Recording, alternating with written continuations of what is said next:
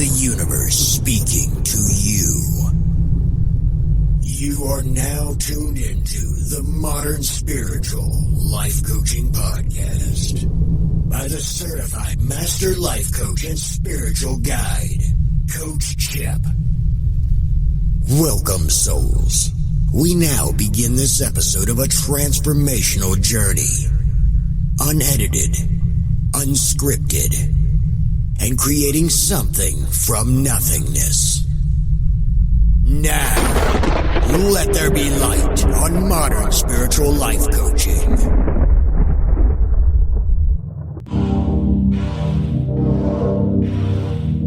This is the Morning Gratitude of the Modern Spiritual Podcast, episode 171. We now continue with our favorite podcaster, Diva, the podcast for integrity and spiritual purpose. Modern Spiritual Podcast from Eloy, Arizona to the world. Good morning to you. I am Diva, and we are back after taking some time off due to my country going through a very huge turbulence. With COVID-19, our prayers are being sent out to everyone in India. Let the country be healed from all virus and any diseases for all of humanity. I will now execute a healing mantra for coronavirus, Dhanvantari Mahamantra, Vadyanatha Ashtakam. Right here on the Modern Spiritual Podcast. The podcast with integrity and a spiritual purpose for all. We love you all.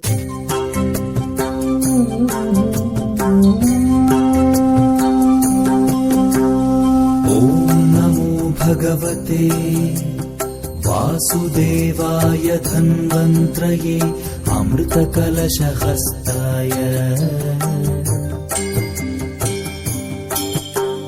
सर्वामय विनाशनाय त्रैलोक्यनाथाय श्रीमहाविष्णवे नमः।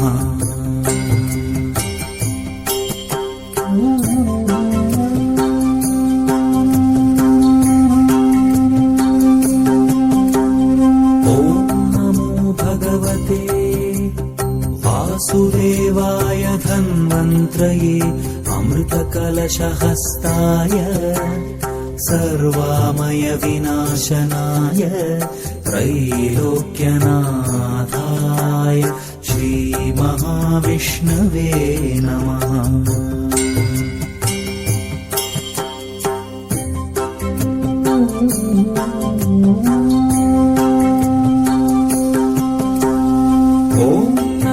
भगवते वासुदेवाय धन्वन्त्रये अमृतकलशहस्ताय सर्वामय विनाशनाय त्रैलोक्यनाथाय श्रीमहाविष्णवे नमः।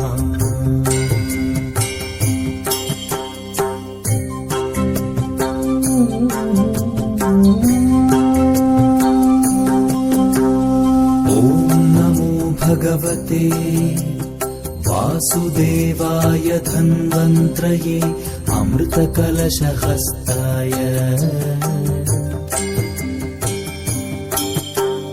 सर्वामय विनाशनाय त्रैलोक्यनाथाय श्रीमहाविष्णवे नमः।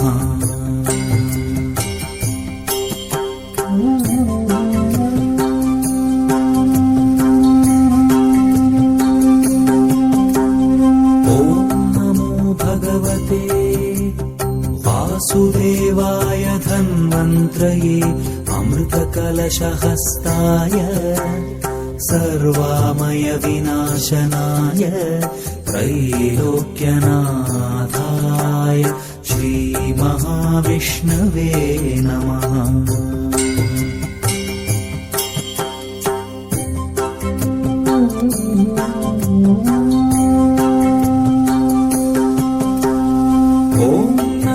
भगवते वासुदेवाय धन्वन्त्रये अमृतकलशहस्ताय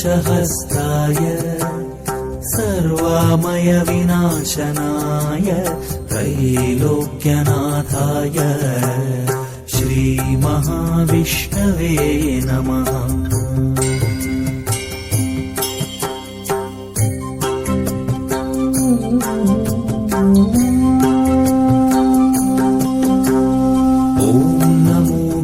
भगवते वासुदेवाय धन्वन्त्रये अमृतकलशहस्ताय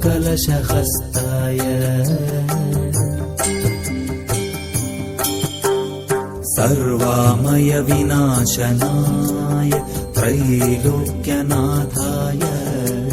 श्रीमहाविष्णवे नमः।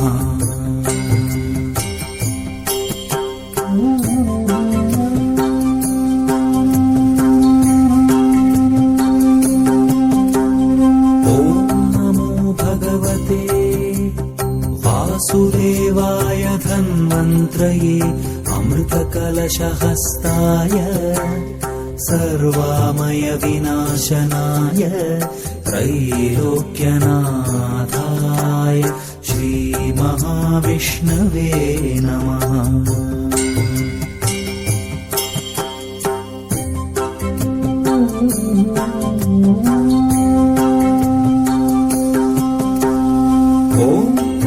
भगवते वासुदेवाय धन्वन्त्रये अमृतकलशहस्ताय सर्वामय विनाशनाय त्रैलोक्यनाथाय श्रीमहाविष्णवे नमः।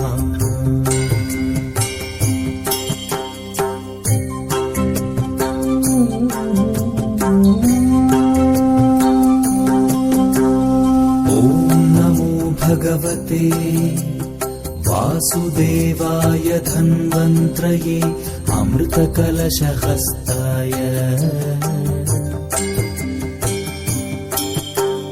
सर्वामय विनाशनाय त्रैलोक्यनाथाय श्रीमहाविष्णवे नमः।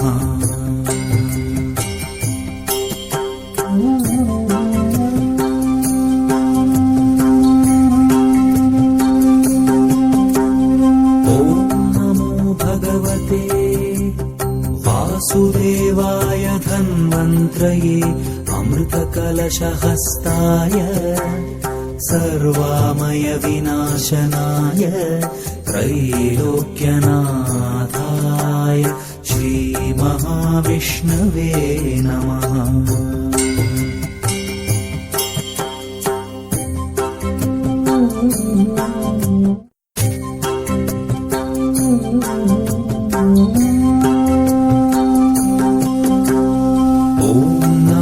भगवते वासुदेवाय धन्वन्त्रये अमृतकलशहस्ताय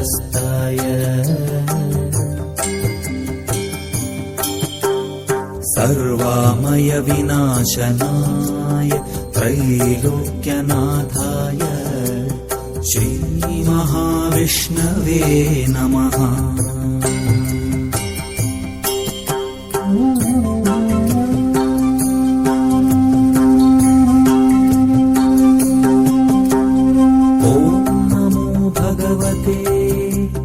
वासुदेवाय धन्वन्त्रये अमृतकलशहस्ताय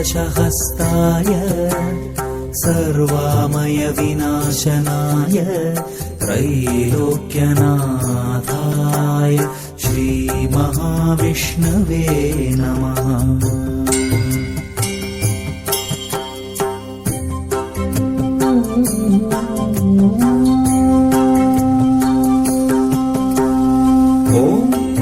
भगवते वासुदेवाय धन्वन्त्रये अमृतकलशहस्ताय सर्वामय विनाशनाय त्रैलोक्यनाथाय श्रीमहाविष्णवे नमः।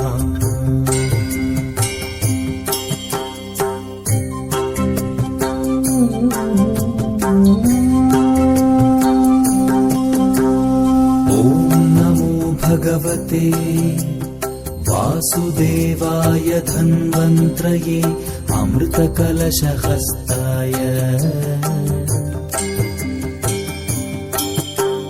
सर्वामय विनाशनाय त्रैलोक्यनाथाय श्रीमहाविष्णवे नमः।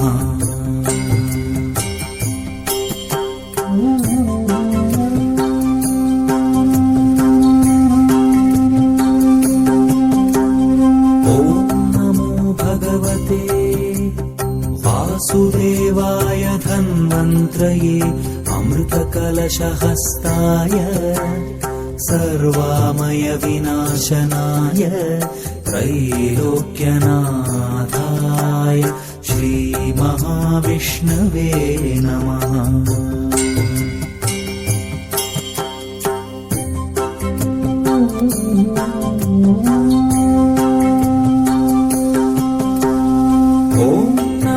भगवते वासुदेवाय धन्वन्त्रये अमृतकलशहस्ताय सर्वामयविनाशनाय त्रैलोक्यनाथाय श्रीमहाविष्णवे नमः।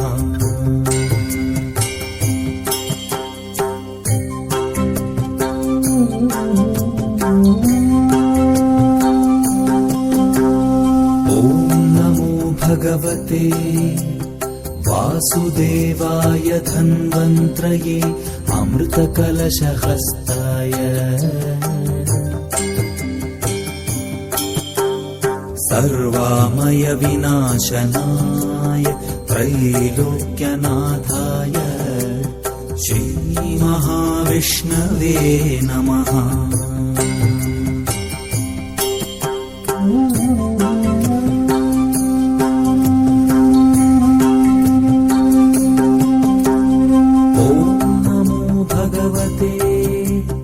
वासुदेवाय धन्वन्त्रये अमृतकलशहस्ताय सर्वामयविनाशनाय त्रैलोक्यनाथाय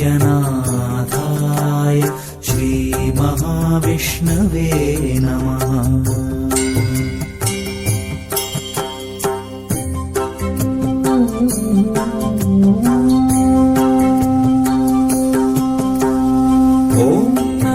भगवते वासुदेवाय धन्वन्त्रये अमृतकलशहस्ताय सर्वामयविनाशनाय त्रैलोक्यनाथाय श्रीमहाविष्णवे नमः।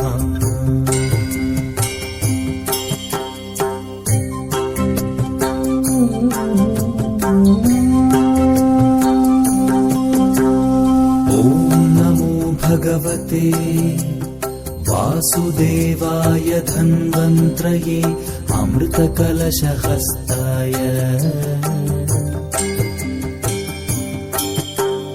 सर्वामयविनाशनाय त्रैलोक्यनाथाय श्रीमहाविष्णवे नमः।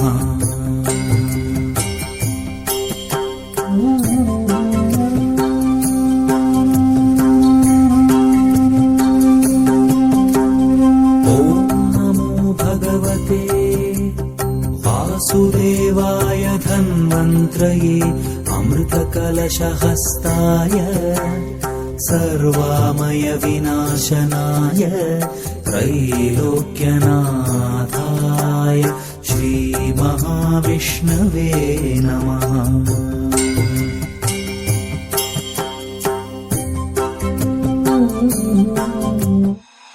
That is a healing mantra called Coronavirus Dhanvantari Mahamantra Vadyanata Ashtakamatra.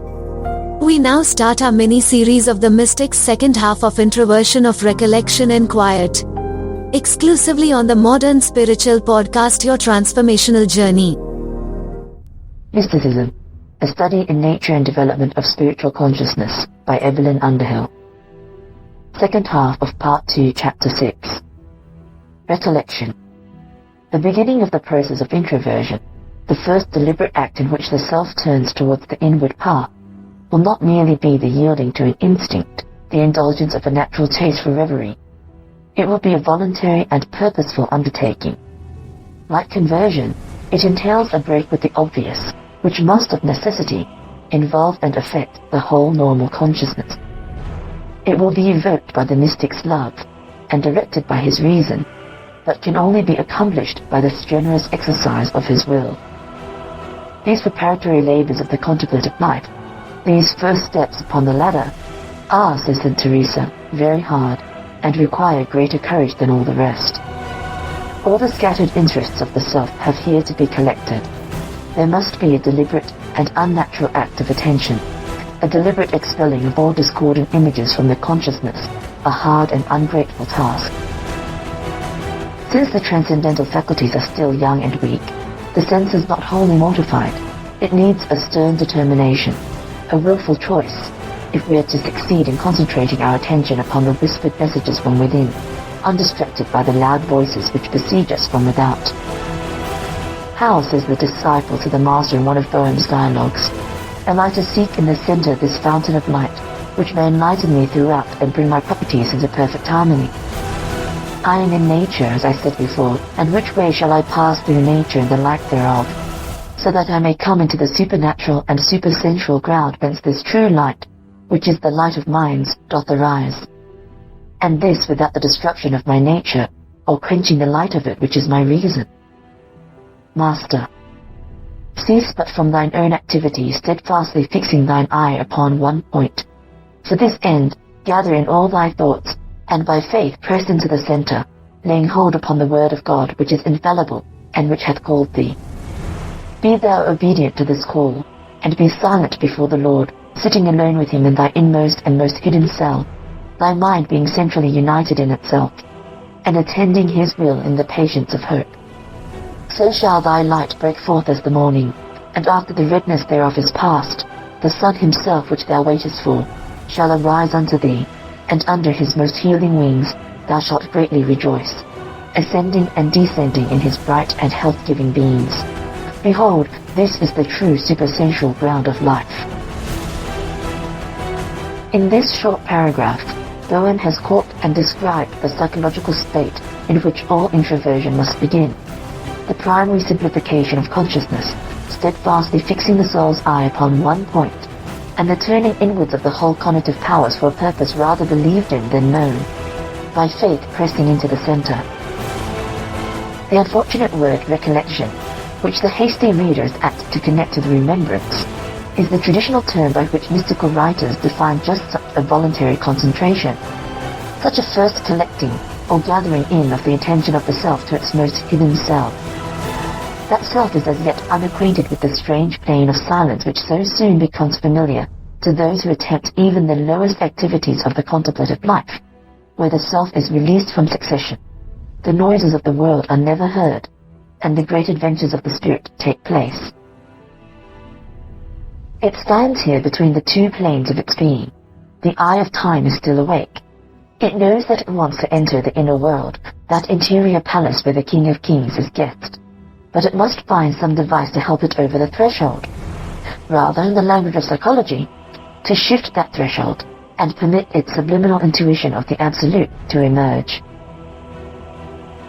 This device is as a rule the practice of meditation, in which the state of recollection usually begins.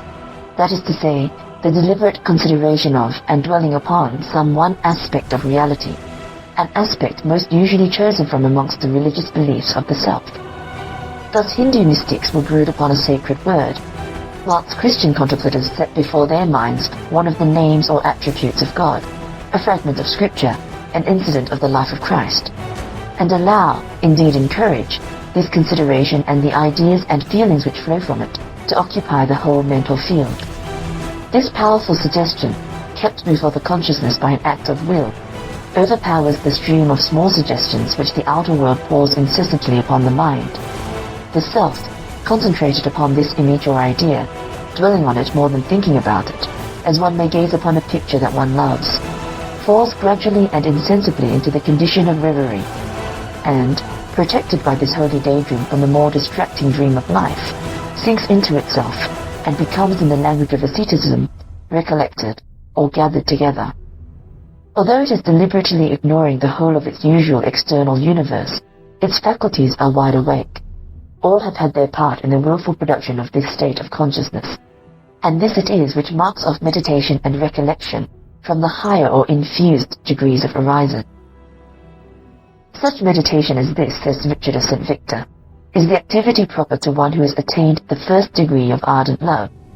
By it, God enters into the mind, and the mind also enters into itself, and thus receives in its inmost cell the first visit of the beloved.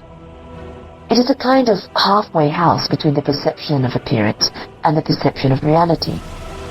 To one in whom this state is established, consciousness seems like a blank field, save for the one point in its center, the subject of the meditation. Towards this focus, the introversive self seems to press inwards from every side, still faintly conscious of the buzz of the external world outside its ramparts, but refusing to respond to its appeals. Presently, the subject of meditation begins to take on a new significance, to glow with life and light. The contemplative suddenly feels that he knows it, in the complete, vital, but indescribable way in which one knows a friend.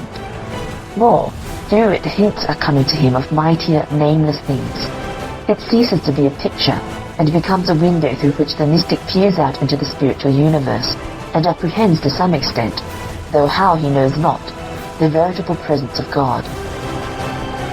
In these meditative and recollective states, the self still feels very clearly the edge of its own personality, its separateness from the somewhat other, the divine reality set over against the soul. It is aware of that reality. The subject of its meditation becomes a symbol through which it receives a distinct message from the transcendental world. But it is still operating in a natural way, as mystical writers would say, by means of the faculties. There is yet no conscious fusion with the greater life, no resting in the divine atmosphere as in the quiet, no involuntary and ecstatic lifting up of the soul to direct apprehension of truth as in contemplation. Recollection is a definite psychic condition, which has logical psychic results. Originally induced by meditation, or absorbed brooding upon certain aspects of the real, it develops in the self, by way of the strenuous control exercised by the will over the understanding, a power of cutting its connection with the external world, and retreating to the inner world of the spirit. True recollection, says St. Teresa, has characteristics by which it can be easily recognized. It produces a certain effect which I do not know how to explain, but which is well understood by those who have experienced it. It is true that recollection has several degrees, and that in the beginning these great effects are not felt, because it is not yet profound enough. But support the pain which you first feel in recollecting yourself. Despise the rebellion of nature. Overcome the resistance of the body, which loves a liberty which is its ruin. Learn self-conquest. Persevere thus for a time, and you will perceive very clearly the advantages that you gain from it. As soon as you apply yourself to arising, you will at once feel your senses gather themselves together. They seem like bees which return to the hive, and there shut themselves up to work at the making of honey. And this will take place without effort or care on your part. God thus rewards the violence which your soul has been doing to itself, and gives to it such a domination over the senses that a sign is enough when it desires to recollect itself, for them to obey, and so gather themselves together. At the first call of the will, they come back more and more quickly. At last, after countless exercises of this kind, God disposes them to a state of utter rest and of perfect contemplation. This description makes it clear that recollection is a form of spiritual gymnastics, less valuable for itself than for the training which it gives, the power which it develops. In it, says St. Teresa again, the soul enters with its God into that paradise which is within itself, and shuts the door behind it upon all the things of the world. You should know, my daughters, she continues, that this is no supernatural act, but depends upon our will, and that therefore we can do it with that ordinary assistance of God, which we need for all our acts and even for our good thoughts. For here we are not concerned with the silence of the faculties, but with a simple retreat of these powers into the ground of the soul. There are various ways of arriving at it, and these are described in different books. There it is said that we must abstract the mind from exterior things, in order that we may inwardly approach God. That even in our work we ought to retire within ourselves, though it be only for a moment. That this remembrance of a God who companions us within is a great help to us.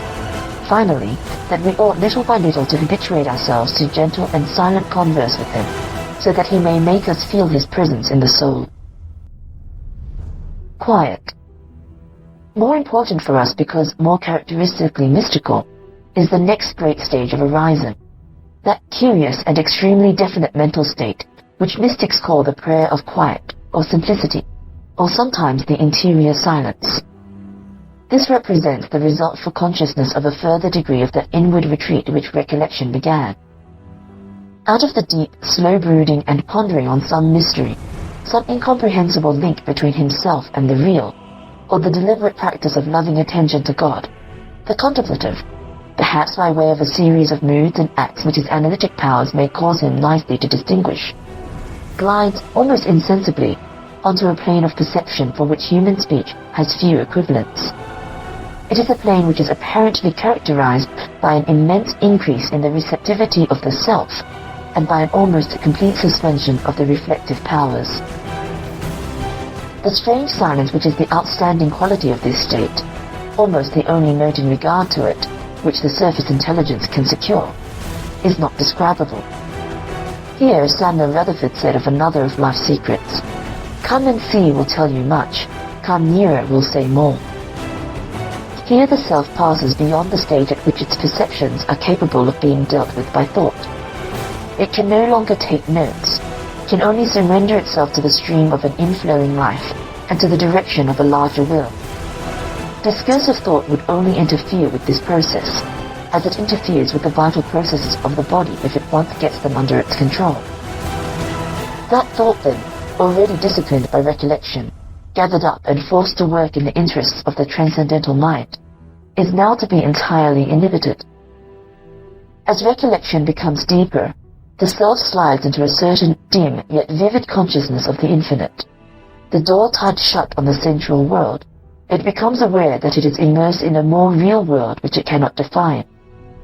It rests quietly in this awareness, quite silent, utterly at peace.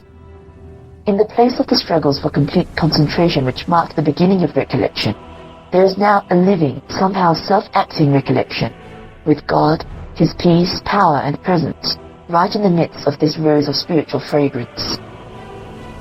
With this surrender to something bigger, as with the surrender of conversion, comes an immense relief of strain. This is quiet in its most perfect form.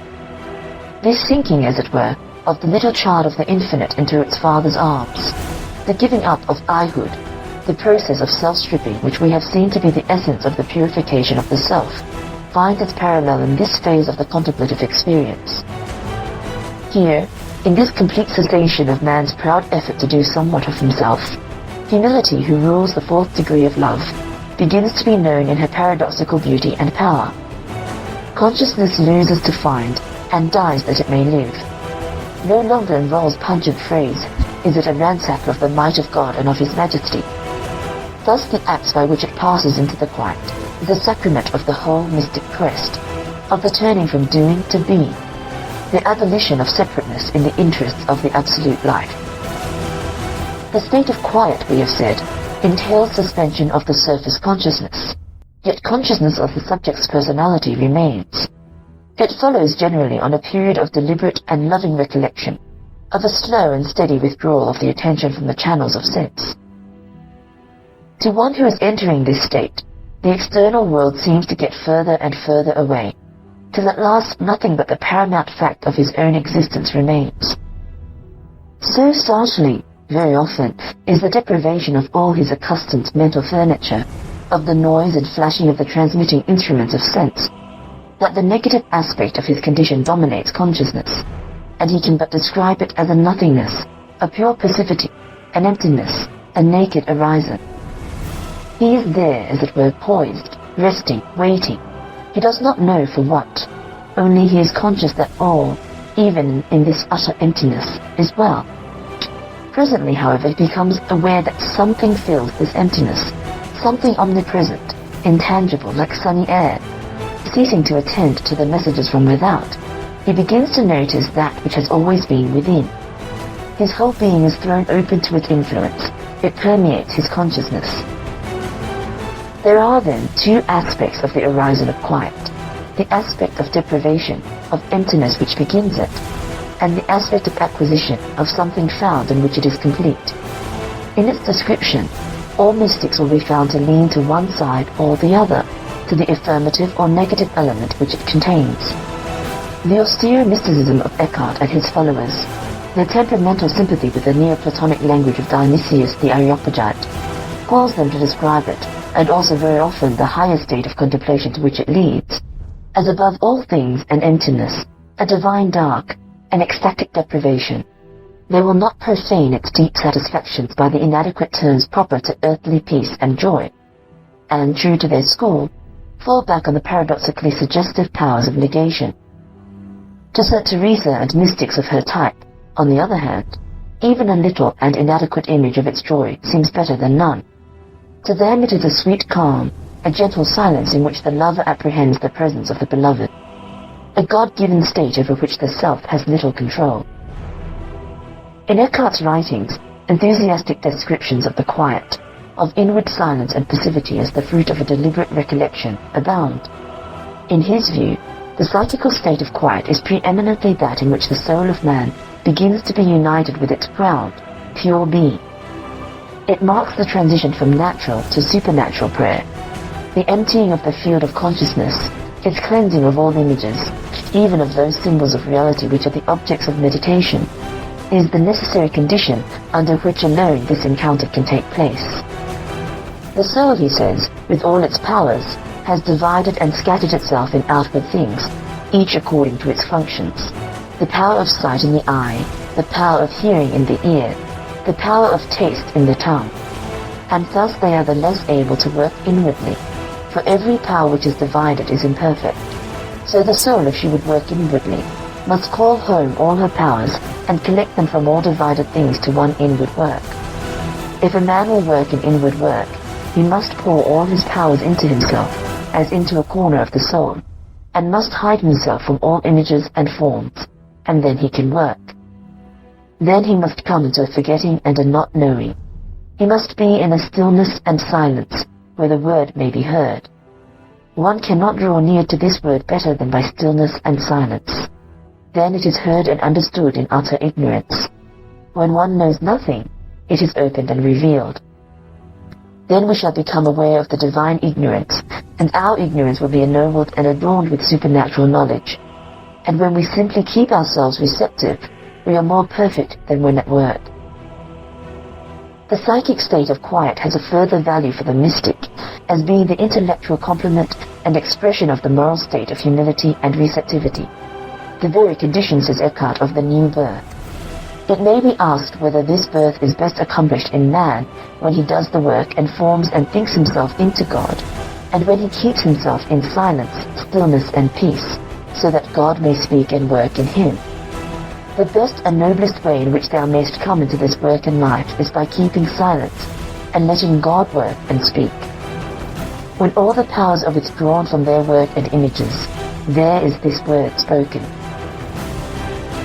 Eckhart's view of the primary importance of quiet as essentially the introverted state is shared by all those medieval mystics who lay stress on the psychological rather than the objective aspect of the spiritual life. They regard it as the necessary preliminary of all contemplation, and describe it as a normal phase of the inner experience, possible of attainment by all those who have sufficiently disciplined themselves in patience, recollection, and humility. In an old English mystical tract by the author of The Cloud of Unknowing, there is a curious and detailed instruction on the disposition of mind proper to this horizon of silence. It clearly owes much to the teaching of the Areopagite, and something surely, if we may judge by its vivid and exact instructions, to personal experience. When thou comest by thyself, says the Master to the disciple from whom this epistle was composed, think not before what thou shalt do after, but forsake as well good thoughts as evil thoughts, and pray not with thy mouth, but lift thee right well. And look that nothing live in thy working mind, but a naked intent stretching unto God, not clothed in any special thought of God in thyself, how he is in himself or in any of his works, but only that he is as he is. Let him be so, I pray thee, and make him on none otherwise speech, nor search in him by subtlety of wit, but believe thy ground. This naked intent freely fastened and grounded by very belief, shall be naught else to thy thought and thy feeling, but a naked thought and a blind feeling of thine own being. Let darkness be thy mirror and thy mind whole. Think no further of thyself than I bid thee do of thy God, so that thou be one with him in spirit as in thought, without departing and scattering. For he is thy being, and in him thou art that thou art, not only by cause and by being, but also he is in thee both thy cause and thy being. And therefore think on God as in this work as thou dost on thyself, and on thyself as thou dost on God, that he is as he is, and thou art as thou art, and that thy thought be not scattered nor departed, but privy in him that is all. Let him be so, I pray thee. It is an admonition against spiritual worry, an entreaty to the individual already at work, twisting experience to meet his own conceptions, to let things be as they are, to receive and be content. Leave off doing that you may be. Leave off analysis that you may know. Let meek darkness be thy mirror. Humble receptivity is the watchword of this state. In this, says Eckhart finely, the soul is of equal capacity with God. As God is boundless in giving, so the soul is boundless in receiving. And as God is almighty in his work, so the soul is an abyss of receptivity, and so she is formed anew with God and in God. The disciples of St. Dionysius asked him why Timotheus passed them all in perfection. Then said Dionysius, Timotheus is receptive of God. And thus thine ignorance is not a defect, but thy highest perfection, and thine inactivity thy highest work. And so in this work thou must bring all thy works to naught, and all thy powers into silence, if thou wilt in truth experience this birth within thyself. It is interesting to contrast these descriptions of the quiet with St. Teresa's subjective account of the same psychological state. Where the English mystic's teaching is full of an implied appeal to the will, the Spanish saint is all for the involuntary, or as she would call it, the supernatural actions of the soul. This true horizon of quiet, she says, has in it an element of the supernatural. We cannot, in spite of all our efforts, procure it for ourselves.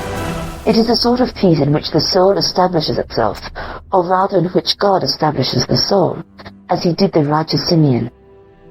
All her powers are at rest. She understands, but otherwise than by the senses, that she is already near her God, and that if she draws a little nearer, she will become by union one with him. She does not see this with the eyes of the body nor with the eyes of the soul. It is like the repose of a traveller who, within sight of the goal, stops to take breath, and then continues with new strength upon his way. One feels a great bodily comfort, a great satisfaction of soul. Such is the happiness of the soul in seeing herself close to the spring, that even without drinking of the waters she finds herself refreshed. It seems to her that she wants nothing more. The faculties which are at rest would like always to remain still, for the least of their movements is able to trouble or prevent her love. Those who are in this horizon wish their bodies to remain motionless, for it seems to them at the least movement they will lose this sweet peace. They are in the palace close to their king, and they see that he begins to give them his kingdom. It seems to them that they are no longer in the world, and they wish neither to hear nor to see it, but only God. There is this difference between the horizon of quiet and that in which the whole soul is united to God, that in this last the soul has not to absorb the divine food. God deposits it with her, she knows not how. The horizon of quiet, on the other hand, demands, it seems to me, a slight effort, but it is accompanied by so much sweetness that one hardly feels it. A slight effort, says St. Teresa, a naked intent stretching, says the Epistle of Private Counsel. These words mark the frontier between the true and healthy mystic state of quiet and its morbid perversion in quietism. The difference between the tense stillness of the athlete and the limp passivity of the sluggard who is really lazy though he looks resigned. True quiet is a means, not an end, is actively embraced, not passively endured. It is a phase in a self's growth in contemplation, a route which leads from its old and uncoordinated life of activity to its new unified life of deep action, the real mystic life of man. This state is desired by the mystic, not in order that consciousness may remain a blank, but in order that the word which is alive may be written thereon. Too often, however, this fact has been ignored, and the interior silence has been put by wayward transcendentalists to other and less admirable use. Quiet is the danger zone of introversion. Of all forms of mystical activity, perhaps this has been the most abused, the least understood. Its theory seized upon, divorced from its context, and developed to excess, produced the foolish and dangerous exaggerations of quietism, and these in their turn caused a wholesale condemnation of the principle of passivity, and made many superficial persons regard naked orison as an essentially heretical act. The accusation of quietism has been hurled at mystics whose only fault was a looseness of language which laid them open to misapprehension. Others, however, have certainly contrived, by a perversion and isolation of the teachings of great contemplators on this point, to justify the deliberate production of a half-hypnotic state of passivity. With this meaningless state of absorption in nothing at all they were content, claiming that in it they were in touch with the divine life, and therefore exempt from the usual duties and limitations of human existence. Quietism usually, and rather unfairly, regarded as the special folly of Madame Guyon and her disciples, already existed in a far more dangerous form in the Middle Ages, and was described and denounced by Rusborough, one of the greatest masters of true introversion whom the Christian world has known. Such quietude, he says, is naught else but idleness, into which a man has fallen, and in which he forgets himself and God, and all things and all that has to do with activity. This repose is wholly contrary to the supernatural repose one possesses in God, for that is a loving self-mergence and simple gazing at the incomprehensible brightness, actively sought with inward desire, and found in fruitive inclination. When a man possesses this rest in false idleness, and all loving adherence seems a hindrance to him, he clings to himself in his quietude, and lives contrary to the first way in which man is united with God, and this is the beginning of all ghostly error. There can be no doubt that for cells of a certain psychical constitution, such a false idleness is only too easy of attainment. They can, by willful self-suggestion, deliberately produce this emptiness, this inward silence, and luxuriate in its peaceful effects. To do this from self-regarding motives, or to do it to excess, to let peaceful enjoyment swamp active love, is a mystical vice, and this perversion of the spiritual faculties, like perversion of the natural faculties, brings degeneration in its train. It leads to the absurdities of holy indifference, and ends in the complete stultification of the mental and moral life. The true mystic never tries deliberately to enter the horizon of quiet. With St. Teresa, he regards it as a supernatural gift beyond his control, though fed by his will and love. That is to say, where it exists in a healthy form, it appears spontaneously, as a phase in normal development, not as a self-induced condition, a psychic trick. The balance to be struck in this stage of introversion can only be expressed, it seems, in paradox. The true condition of quiet, according to the great mystics, is at once active and passive. It is pure surrender, but a surrender which is not limp self-abandonment, but rather the free and constantly renewed self-giving and self-emptying of a burning love. The departmental intellect is silenced, but the totality of character is flung open to the influence of the real. Personality is not lost, only its hard edge is gone. A rest most busy, says Hilton. Like the soaring of an eagle, says Augustine Baker, when the flight is continued for a good space with a great swiftness, but withal with great stillness, quietness, and ease, without any waving of the wings at all, or the least force used in any member, being in as much ease and stillness as if she were reposing in her nest. According to the unanimous teaching of the most experienced and explicit of the specifically theistic and Christian mystics, says von Hugel, the appearance, the soul's own impression, of a cessation of life and energy of the soul in periods of special union with God, or of great advance in spirituality, is an appearance only. Indeed, this, at such times strong, impression of rest springs most certainly from an unusually large amount of actualized energy, an energy which is now penetrating and finding expression by every pore and fiber of the soul.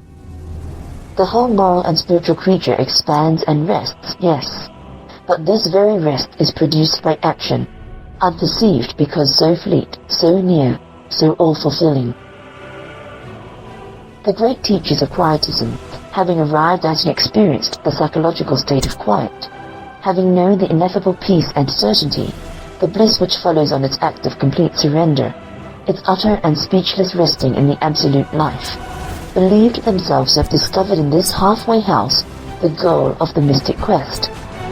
Therefore, whilst much of their teaching remains true, as a real description of a real and valid state experienced by almost all contemplatives in the course of their development, the inference which they drew from it, that in this mere blank abiding in the deeps, the soul had reached the end of her course, was untrue and bad for life. Thus Molinos gives in the Spiritual Guide many unexceptional maxims upon interior silence. By not speaking nor desiring and not thinking, he says justly enough of the contemplative spirit, she arrives at the true and perfect mystical silence wherein God speaks with the soul, communicates himself to it, and in the abyss of its own depth teaches it the most perfect and exalted wisdom. He calls and guides it to this inward solitude and mystical silence when he says that he will speak to it alone in the most secret and hidden part of the heart. Here Molinos speaks the language of all mystics, yet the total result of his teaching was to suggest to the ordinary mind that there was a peculiar virtue in doing nothing at all, and that all deliberate spiritual activities were bad. Much of the teaching of modern mystical cults is thus crudely quietistic. It insists on the necessity of going into the silence, and even with a strange temerity, gives preparatory lessons in subconscious meditation, a proceeding which might well provoke the laughter of the saints. The faithful being gathered together are taught by simple exercises in recollection the way to attain the quiet. By this mental trick, the modern transcendentalist naturally attains to a state of vacant placidity, in which he rests, and remaining in a distracted idleness and misspending the time in expectation of extraordinary visits, believes, with a faith which many of the orthodox might envy, that he is here united with his principle. But, though the psychological state which contemplatives call the prayer of quiet is a common condition of mystical attainment, it is not by itself mystical at all. It is a state of preparation, a way of opening the door. That which comes in when the door is opened will be that which we truly and passionately desire. The will makes plain the way. The heart, the whole man, conditions the guest. The true contemplative, coming to this plane of utter stillness, does not desire extraordinary favors and visitations, but the privilege of breathing for a little while the atmosphere of love. He is about that which St. Bernard called the business of all businesses, goes in perfect simplicity to the encounter of perfection, not to the development of himself. So, even at this apparently passive stage of his progress, the mystic's operations are found on analysis to have a dynamic and purposive character. His very repose is the result of stress. He is a pilgrim that still seeks his country. Urged by his innate tendency to transcendence, he is on his way to higher levels, more sublime fulfillments, greater self-giving acts. Though he may have forsaken all superficial activity, deep, urgent action still remains. The possession of God, says Rusbroek, demands and supposes active love. He who thinks or feels otherwise is deceived. All our life as it is in God is immersed in blessedness. All our life as it is in ourselves is immersed in active love. And though we live wholly in ourselves and wholly in God, it is but one life, but it is twofold and opposite according to our feeling, rich and poor, hungry and fulfilled, active and quiet. The essential difference between this true active quiet and quietism of all kinds has been admirably expressed by Baron von Hugel. Quietism, the doctrine of the one act, passivity in a literal sense, as the absence or imperfection of the power or use of initiative on the soul's part, in any and every state. These doctrines were finally condemned, and most rightly and necessarily condemned, the prayer of quiet, and the various states and degrees of an ever-increasing predominance of action over activity, an action which is all the more the soul's very own, because the more occasioned, directed and informed by God's action and stimulation. These and the other chief lines of the ancient experience and practice remain as true, correct, and necessary as ever. The ever-increasing predominance of action over activity, the deep and vital movement of the whole self, too utterly absorbed for self-consciousness, set over against its fussy surface energies. Here is the true ideal of horizon. This must inform all the soul's aspiration towards union with the absolute life and love which waits at the door. It is an ideal which includes quiet, as surely as it excludes quietism. As for that doctrine of the one act here mentioned, which was preached by the more extreme quietists, it, like all else in this movement, was the perversion of a great mystical truth. It taught that the turning of the soul towards reality, the merging of the will in God, which is the very heart of the mystic life, was one act never to be repeated. This done, the self had nothing more to do but to rest in the divine life, be its unresisting instrument. Pure passivity and indifference were its ideal. All activity was forbidden it. All choice was a negation of its surrender. All striving was unnecessary and wrong.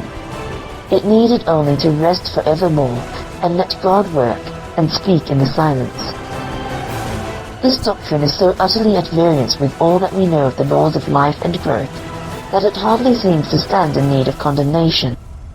Such a state of indifference, which the quietists strove in vain to identify with that state of pure love which seeketh not its own in spiritual things, cannot coexist with any of those degrees of ardent charity through which man's spirit must pass on its journey to the One, and this alone is enough to prove its non-mystical character.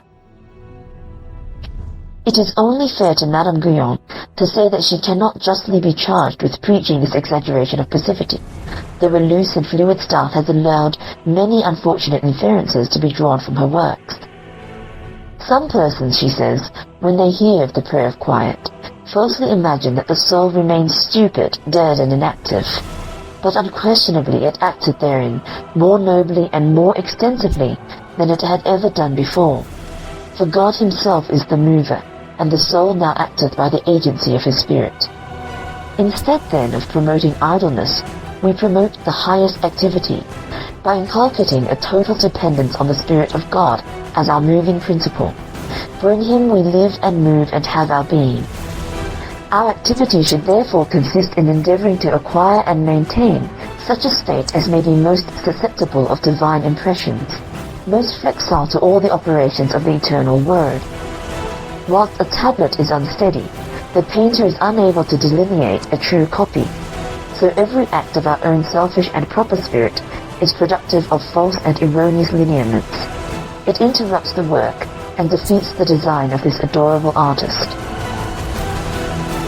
The true mystics, in whom the horizon of quiet develops to this state of receptivity, seldom use in describing it the language of holy indifference. Their love and enthusiasm will not let them do that. It is true, of course, that they are indifferent to all else save the supreme claims of love. But then it is of love that they speak. Ego dormio et cor meum vigilat. This, says St. Teresa, is a sleep of the powers of the soul, which are not wholly lost, nor yet understanding how they are at work. To me it seems to be nothing else than a death, as it were, to all the things of this world, and a fruition of God. I know of no other words whereby to describe it or explain it. Neither does the soul then know what to do, for it knows not whether to speak or be silent, whether it should laugh or weep. It is a glorious folly, a heavenly madness wherein true wisdom is acquired, and to the soul a kind of fruition most full of delight. The faculties of the soul now retain only the power of occupying themselves wholly with God. Not one of them ventures to stir, neither can we move one of them without making great efforts to distract ourselves, and indeed, I do not think we can do it at all at this time. Here then we see the horizon of silence melting into true contemplation. Its stillness is ruffled by its joy. The quiet reveals itself as an essentially transitional state, introducing the self into a new sphere of activity. The second degree of ardent love, says Richard of St. Victor, binds, so that the soul which is possessed by it is unable to think of anything else. It is not only insuperable, but also inseparable. He compares it to the soul's bridle, the irrevocable act by which permanent union is initiated. The feeling state, which is the equivalent of the quiet, is just such a passive and joyous yielding up of the virgin soul to its bridegroom, a silent marriage vow. It is ready for all that may happen to it, all that may be asked of it, to give itself and lose itself, to wait upon the pleasure of its love. From this inward surrender, the self emerges to the new life, the new knowledge which is mediated to it under the innumerable forms of contemplation. End of Part 2, Chapter 6.